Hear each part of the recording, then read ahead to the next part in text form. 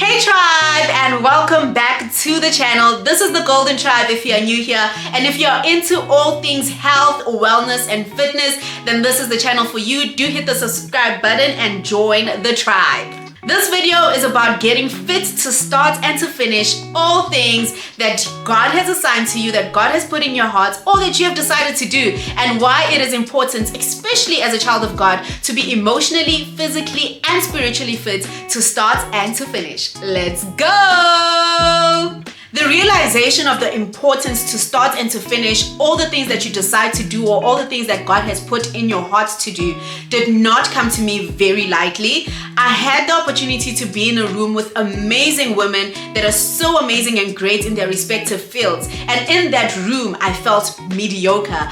Not because they made me feel like that, but because I knew that I was not putting in the work that I could have been putting in, and they were a reflection of what my life could be like, or how I could be like if I actually started to start and finish all the things that I decide to do. And in that moment, I felt mediocre, and I realized that mediocrity does not glorify God, and starting and not finishing isn't glory. So I got my Bible and I went to look deeper into this, and this is what I found. Zechariah chapter 4 verse 9 says, "The hands of Zerubbabel have laid the foundation of this temple, and his hands will complete it. Then you will know the Lord Almighty has sent me to you."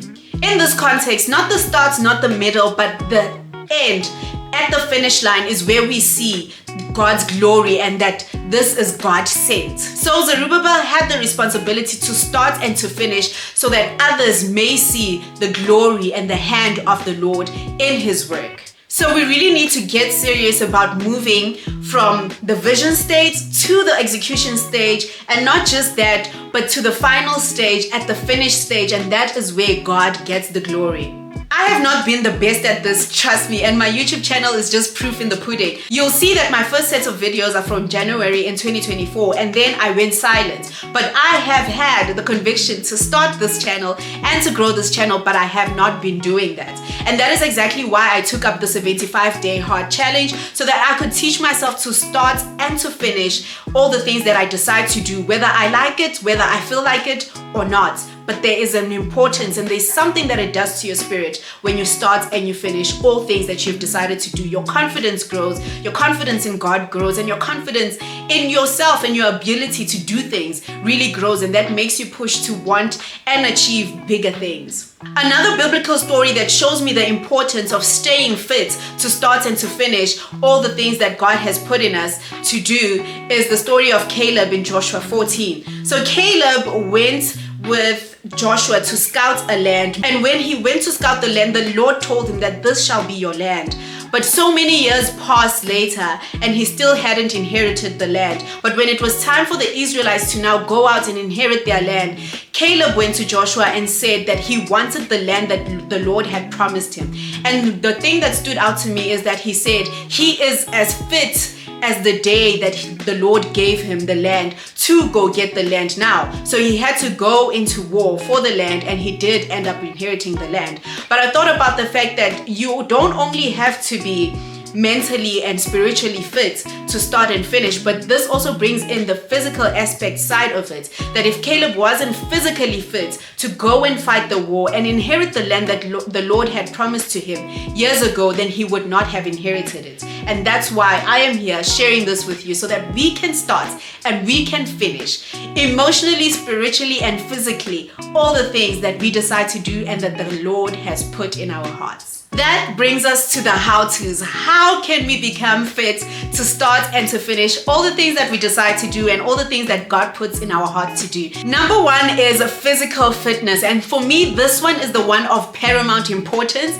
And you know by now that it is also my favorite. And I say this because outside of this body, there is literally nothing you can do on this earth. This is the only vehicle that we have now to drive us to our goals and our dreams and to bring glory to God. Outside of this body, we can literally do nothing. The word says that we must offer our bodies as living sacrifices to the Lord. So we cannot offer it while we are dead. we cannot go against our goals while we are dead. So this is the only body that we get, and outside of this body we don't face any chances. So for me, this is the most important thing to take care of, and everything else may follow. We can take it back to the story of Caleb.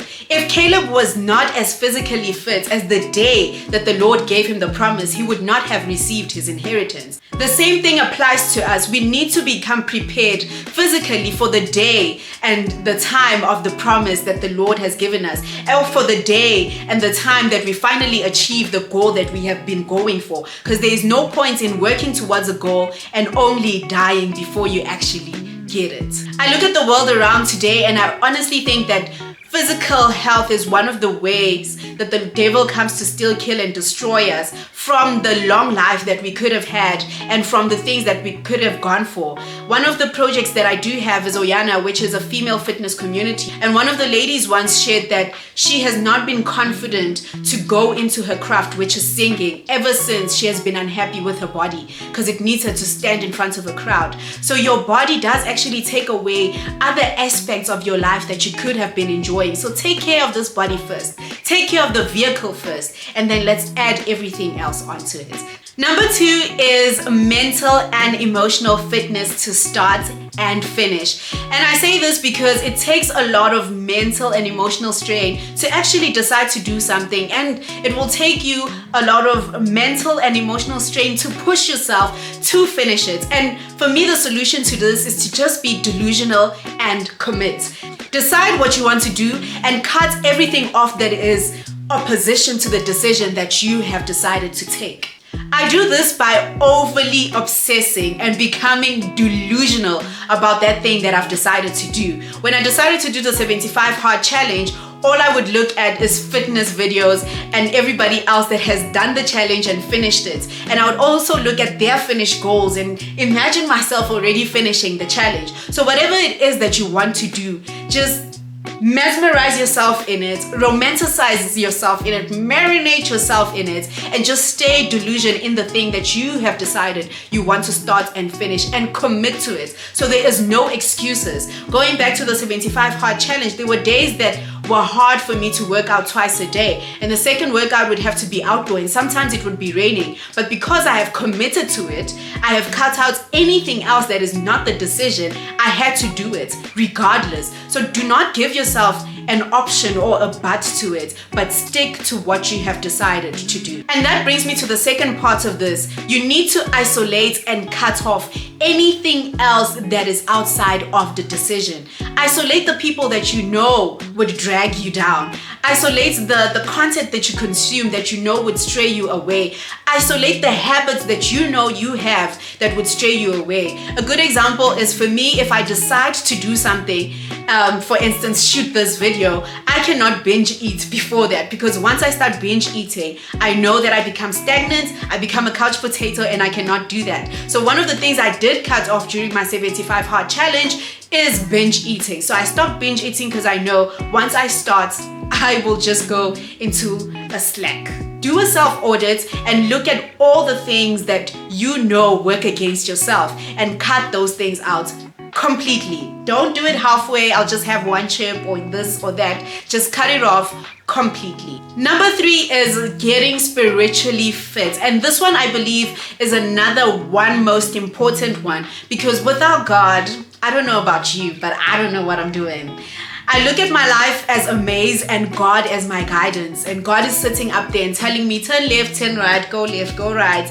And in that way, I know what I'm doing. But otherwise, I do not know exactly what the future holds for me. So I can't make the exact perfect decisions, and that's why I need God in everything that I do. One of my favorite scriptures says, we may throw the dice, but the Lord determines how it falls. And that's how I see my life. And with this, I'm not saying be stagnant, but I'm saying move, but while asking God for direction. Let God be your GPS. Ask God to encourage you daily and to convict you daily. I do need daily encouragement. I feel like encouragement and inspiration and motivation is something that you need to water every day. Yesterday's motivation cannot take you through the next day. So ask God to encourage you each and every day to stay in the route of starting and finishing that He has assigned you to do and that you have decided to do, because sometimes it really does get hard and it does get blurry and you start asking yourself why you even started. It happens almost every day. But with God, it makes it much more easier because you're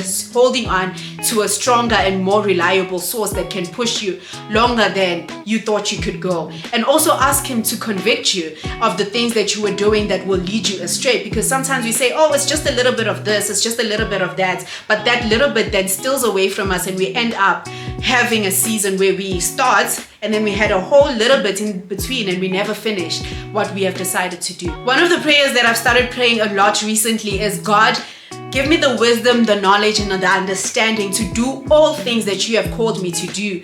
I am not random. You are not random. The things that we need to do in this lifetime are not random. God has already planned and purposed them before we were even born. So asking Him for the wisdom, the knowledge, and the understanding to do what He had called us to do, exactly how He has called us to do them, does actually give us clarity and helps us to start and to finish. I think about the story of the tabernacle where the Lord even told them what colors the curtains should be, how long the temple should be, what exactly should be in the temple, and how it should look like. God gave them the description of everything. So do not find the ways in which you need to start and finish from elsewhere, but do find it from God daily. Ask God daily, what am I supposed to do? How am I supposed to do this? I'm frustrated, I'm this, I'm that, I'm lost, I'm stuck. How do I do it? And trust God to give you the wisdom, the knowledge, and the understanding to start and to finish what He has called you to do, because He knows at the finish line, He gets the glory. Amen. This last one I want to add as a cherry on top, and it's for us to prepare not to fail. I have realized that I prepare so much to win, but I forget to prepare not to fail. Self-awareness in this regard is very important. You know yourself, audit yourself and see what are the things that you do that cause you to fail and cause you to stop doing what you've decided to do, and just cut yourself off from those things completely. To end, I just want to encourage you to start and to finish that which you've decided to do this year, or what God has put into your heart this year. For me, this YouTube channel is one of them, so get ready to see more of these videos, but do start and do finish. Maybe you started and then you stopped for such a long time and you feel like it's not worth finishing anymore. It is still worth it because it will bring God the glory and it will bring you the confidence that you need to go on.